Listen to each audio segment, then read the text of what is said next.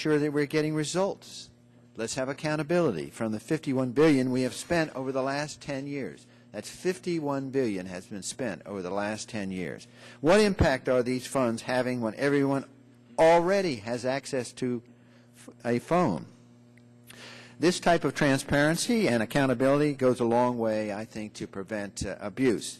To really add competitive pressure, we also need to move to market-based mechanisms such as reverse auctions that are technologically neutral and fund only the carrier that can provide the most efficient service in that particular area. Today, we charge even middle and lower income Americans in urban areas to pay incumbent and wireline phone companies in places like Aspen, Colorado. What's worse, the incumbent receives the same amount of money even when it loses subscribers to competition. The amount of subsidy per line just goes up. Moreover, the company that wins the subscriber then gets the subsidy at the higher per line rate, even if it can provide service more efficiently. Rather than subsidizing multiple carriers in what is by definition an area that is uneconomic to serve, we should be focusing support just on the carrier that can provide quality service most efficiently, regardless of that technology. As this subcommittee considers universal service reform, we must also examine the FCC's performance in managing the E-rate program. How much has been lost to waste, fraud, and abuse? The FCC's Inspector General found error rates of 12% in the E-rate program, which calls into question ratepayer amounts of approximately $250 million a year. We need to take a hard look at this program, institute real reform. So, Mr. Chairman, I think this is a very appropriate hearing. We welcome all the witnesses, and obviously we welcome George Lucas, who has a long history of supporting an increased role of technology in education. We are all very respectful of that. We also, all of us in this room, support this goal. And I hope this hearing brings us into a better understanding of universal access and how we can reform it to help the consumers and bring the costs down. Thank you, Mr. Chairman. I thank the gentleman. The chair recognizes the gentleman from Pennsylvania, Mr. Doyle. Thank you, Mr. Chairman. I do want to thank you for holding this hearing and for encouraging us not to get bogged down in details today, but to keep things very general. So generally speaking, Mr. Chairman, I think the Universal Service Fund needs to be blown up like the Death Star. We need to reevaluate this program's goals and establish new priorities. We need to completely reform the fund by moving away from subsidizing telephone service and instead put our money towards the broadband future. For the meantime, I'll call this needed reform Universal Service 2.0. I'll bet the residents of rural Pennsylvania don't know what the Universal Service Fund has done for their ability to get affordable telephone service during the program's 10 years. And that's too bad, because the fund has also probably helped their school get high-speed access to the Internet, and it's helped their library link up to other sources of information around the world. And if they're struggling to get by, it might have helped them afford to keep connected to their community. Those parts of the Universal Service Fund haven't grown too much. What also hasn't grown is the percentage of American households who have a telephone. Can we get the chart that I have prepared on the screen? Now, what has grown, up nearly 300% from where it first started 10 years ago, is the high cost fund for local telephone service in rural America. That growth is the columns you see on the screen. But the top line of that chart, telephone take rates, that's staying relatively flat. As those red bars have grown exponentially, the impact on my constituents has grown too. Pittsburghers are paying more, regardless of their ability to pay, to provide basic telephone service to rural America, regardless of the economic need. A single mom in my district with a wireline and a wireless phone is paying roughly $55 a year into the Universal Service Fund when she might not even have broadband in her own home that's essential to further her career or her children's education. Perhaps that single mom's $55 a year investment into our infrastructure, into Universal Service 2.0, would be worth it if it paid off in economic growth for the nation and better opportunities for her children.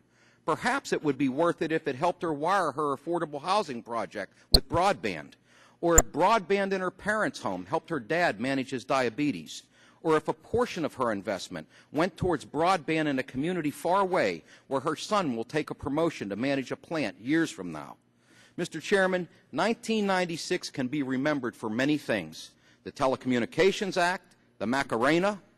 One witness today was working on digitizing the Star Wars trilogy. I won my first battle for re-election in 1996, so I remember 1996. Some things are timeless, like the trilogy. Some things are better left to that time, never to be heard of again, like the Macarena. And some things need to be completely revamped, like the Universal Service Fund. Thanks for holding this hearing on universal service, Mr. Chairman. I yield back my time. I thank the gentleman. Chair recognizes the gentleman from Illinois, Mr. Shimkus. Thank you, Mr. Chairman. Thank you for the hearing. I represent parts of 30 counties in deep southern Illinois. Illinois has 102 counties, so you can imagine that most of the people who've had access in the rural parts of my district benefited from the Universal Service Fund. They may be small mom-and-pop telephone companies, like Home Telephone Company of St. Jacob, Illinois, or a Madison Telephone Company, or it could be rural co-ops, like Adams Phone Co-op. Ways in which people were able to bring out telephone service to rural communities when it was not the business model wasn't there for major companies to do that. The Universal Service Fund stepped in to help do that. The question that hopefully you will help us and those in the industry, when we hear from them later, will help us is how do we bring transparency to a funding issue, and where do we put our money to best serve, I still believe, rural America. And I think most of us who service rural America know that there are still areas that have no cell connectivity. And with enhanced 911 and location finding, many of us really focus on 911 emergency issues. When you're traveling down rural Illinois Highway 127 and something happens, you're off in a ditch, you can't be found. And that's why enhanced 911 is so critical, but you have to have the cell towers up. So that the 911, the Universal Service Fund has moved into helping place cell towers where it really is not, the business model doesn't really justify it as much. Secondly would be broadband deployment and everything that people have talked about before, whether it's telemedicine, the distances that rural Americans have to drive to really get experts in the field of radiology or in the specialties through telemedicine, great benefits can be had.